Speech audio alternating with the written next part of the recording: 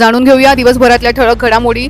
Gas सिलेंडरची तीव्र टंचाई। इराण इस्रायल युद्धामुळे पुण्यात एलपीजी सिलेंडरचा तुटवडा निर्माण झाला आहे। घरगुती आणि व्यावसायिक गॅससाठी एजन्सी समोर ग्राहकांच्या लांबच लांब रांगा लागलेल्या आहेत। लग्न सराईवर संकट।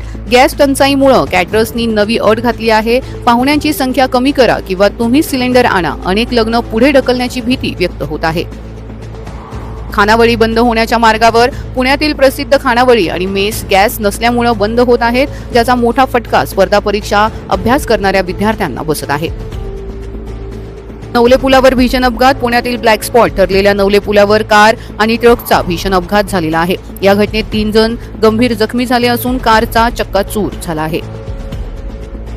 पुण्याच्या राजकारणात मोठी घडामोड। काँग्रेसचे नेते रोहित टिळक यांनी पक्षाला रामराम ठोकला असून ते मुख्यमंत्री शिंदेच्या शिवसेनेत प्रवेश करणार आहेत।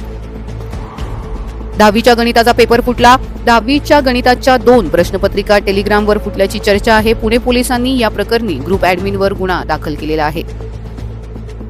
ऐतिहासिक शनिवारवाड्याजवळ आग। शनिवारवाडा परिसरात नारायण दरवाजाजवळ आग लागल्याने परिसरात धुराचे लोट पसरले होते। अग्निशमन दलाने आग आटोक्यात आणली आहे। पुण्यात 40 लाखांचा मुद्देमाल जप्त। फॉर्च्युनर गाडीतून अंमली पदार्थाची तस्करी करणाऱ्या टोळीवर पोलिसांनी पहाटे धडक कारवाई करत लाखोंचा मुद्देमाल जप्त केला।